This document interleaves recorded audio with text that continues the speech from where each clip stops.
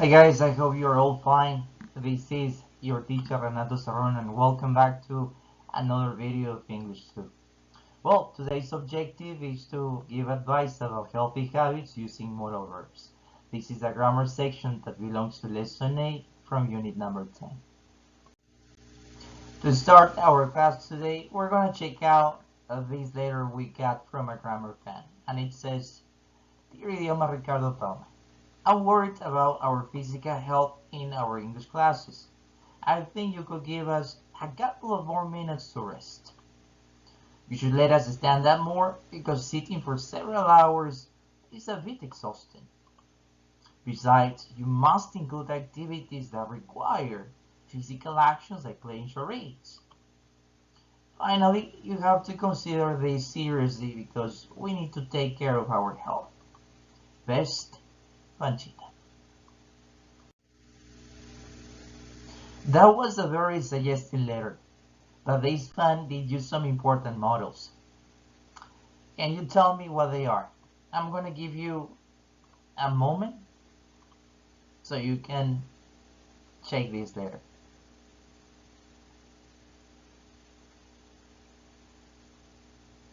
Okay, so let's see what's the first modal verb that we have in this letter. Very good. The first one is could. Okay. What about the second one? That's right. The second one is should. And the third one? How about the third one? Perfect.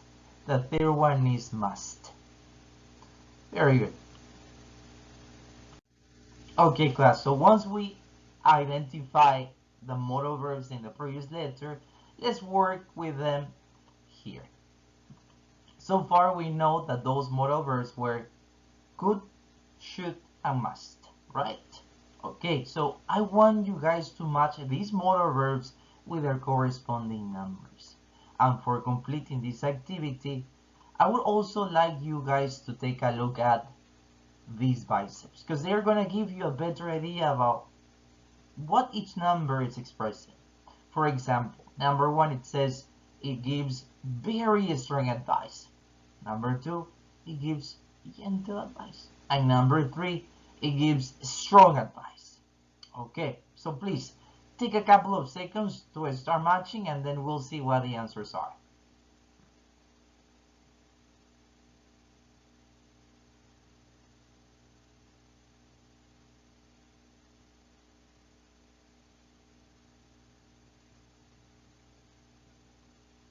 Alrighty, so let's see guys. Letter A, I think you could give us a couple of more minutes to rest.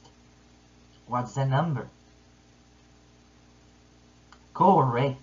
It's number 2. It gives gentle advice. So good is going to give gentle advice. What about B? You should let us stand up more because sitting for several hours is a bit exhausting. What number is it? Well done. This one is number 3. So should is going to give a strong advice. And of course, the only one that is missing here is must, which is going to give very strong advice, right? Okay, guys. Perfect. Okay, students. Until now, we have checked the uses of these 3 modal verbs, right? Could, should, and must. But there is something else that we can use to give advice. We can also use, guys, the verb have to give very strong advice. Okay, so now, guys, I want you to take a look at the word that is next to these 3 modal verbs and the verb have to. I'm talking to you about give, let, include, and consider. What are they? Are they adverbs? Are they adjectives? Are they verbs? Are they nouns? Sure, they are verbs. Correct. And these verbs are in which form? Are they in their base form? Are they in their past form? Are they in their past participle form? Okay, yeah, that's right. So they are in their base form. Very good. Now, as you can see here, all of these verbs are in their base form. And the thing is, guys, that whenever we use modal verbs like could, should, must, or even have to, we need to work with a verb in its base form. Okay. Let's recap and include some other information over here, guys. And you must remember the little girl over here, because we have seen her several times. Huh? What was the modal verb that we used with this little girl? Sure, it was could. Huh? And take a look, guys. I want you to pay attention as well at the biceps over there. Huh? Okay. Well, we all know that could, okay, is used to give gentle advice. For example, you could turn off the TV and go outside. Now, look at these underlined words because those are the verbs used in their base forms, right? Now, let's continue, guys, with this other girl. And you're going to tell me the modal verb that we used with her. What was it? Correct. It was should or shouldn't, no? Which is its negative form, no? Once again, look at the biceps, no? It's actually stronger than the first one, no? Take a look. And, well, we know that should or even shouldn't, no? Let's say is used to give a strong advice. But apart from this modal verb, guys, we can also use this other modal verb, which is ought to or ought not to express the same, to give the same kind of advice, no? Which is a strong advice. For instance, we can say you shouldn't drive so fast, or you ought to run a marathon. Okay? And of course, guys, there is this last girl that was connected to the modal verb must, or the verb have to, right? You know that these two are used to give very strong advice or express obligations. For instance, we can say, you must drink more water, or Maria has to stop smoking. So far, guys, we have here, 4 different modal verbs, no? Could, should, ought to, and must, and the verb have to express or to give advice. No?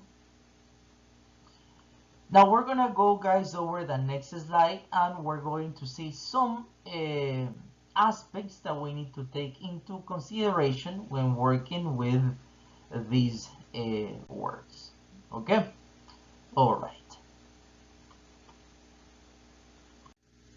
Okay, class, we're gonna have here now some important points that we need to pay attention to when we are working with modal verbs and the verb have to.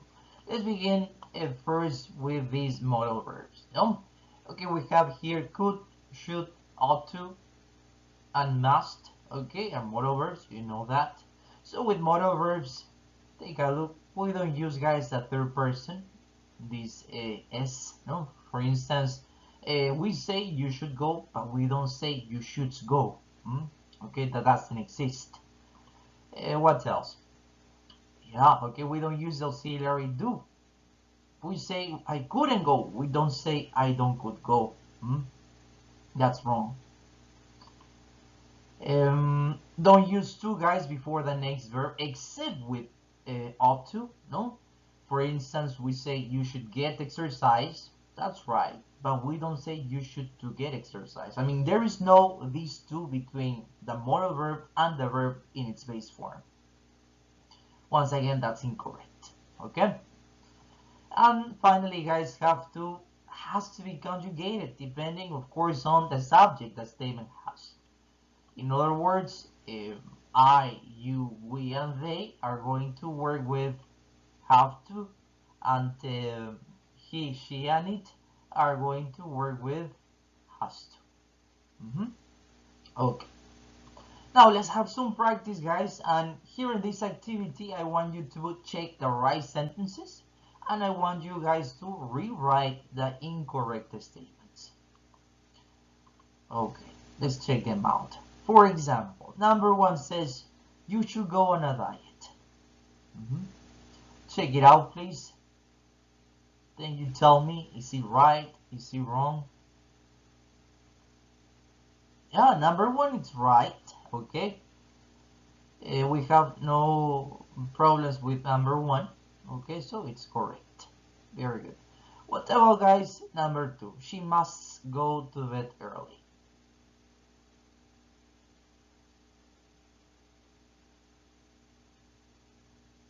Yeah, okay, number two is wrong. This one is incorrect because, guys, remember that we don't receive here. No, we don't use a third person. No, this is, right?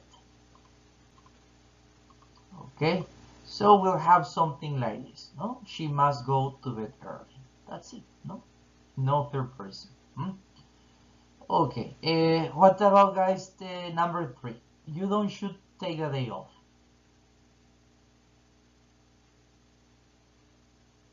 Okay, very good. Yeah, this is also incorrect. Mm-hmm. Teacher, why? Once again, remember, guys, that we don't use the auxiliary do. No? Okay.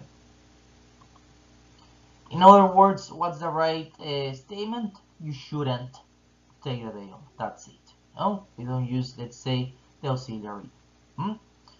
And number four, let's continue. We should go by bus. Is it correct? Is it, incorrect? Yeah, this one is correct, guys. Yeah, this one is right. Perfect. Okay, let's continue then with number five. It says you could to get a new job. Well done. Very good. Uh-huh. What's the problem there? This word too, right? Okay, so definitely it's incorrect. No? And it says don't use to before the next verb. No, except with, guys, ought to. No, but here we don't have that modal verb. We have could. So yeah, I mean, of course, it's wrong to use to. No, with could over there. And what's the right sentence, teacher? Okay, this one. You could get a new job. That's it. Alrighty, guys. The last one, number six. It says Sally have to stop sunbathing. Okay, yeah, that's right. Okay, this is also incorrect. No? Um, okay, well done, well done. So the problem there, it's actually, guys, this have to. Remember that have to has to be conjugated, right? No? Take a look. Have to, no, has to be conjugated. Depending on what? Depending on the subject. No? And what's the subject here in number six? Sally. Sally can be replaced, guys, by the subject pronoun she. And you know that she works with has to. Okay, so here the problem is very good, no? This have to. So Sally has to, okay, stop sunbathing. Very good. Okay, class, we're almost finishing, and as you can see, this is going to be homework for you as a way to practice what we have recently studied. In your books, in unit number 10, lesson A, this is, guys, what you are going to see. You're going to appreciate a chart like this that says modals, no? Which are the modals we have studied today: could, should, and must, and the verb have to. As you can observe, no, the chart is divided into three. And look at the first one, no? It says make suggestions. You could stop smoking, and you already know that could is used to give gentle advice. And I want you guys to check at the amount of exclamation mark it has, because it's something that you are going to need to complete one of the activities here. Okay, you're gonna see. All right. What else? Give advice. No, this is the second part. No, it says you should stop smoking. You shouldn't have extra sugar. Okay, that we use should, or its negative form shouldn't, to give strong advice. It has two exclamation marks. And then, guys, we have this last one that it's all about express obligations. You must stop smoking. You have to exercise more. And they are used to give very strong advice. Look at once again how many exclamation marks it has. It has 3. Alrighty. Yeah, and I'm emphasizing, guys, the amount of exclamation marks because, as I said to you some seconds ago, we are going to need them here for this activity in particular, activity D. It says, write advice for the following situations and tell a partner your advice. Take a look. Number 1 says, tell your sister to stop smoking. Okay, and it has 3 exclamation marks, so that means that I'm going to be using must or have to. Yeah, I'm going to choose must, and I'm going to say you must stop smoking. That's it. And then, guys, we're going to continue with the rest of these sentences. One more time, pay attention to the number of exclamation marks each statement has. Okay, dear students, as you can see, we finished our session. And well, please do not forget to continue studying, continue practicing, and please do not forget as well to do your homework. Thank you so much for staying until now, and we'll see each other next time. Bye bye. Take care.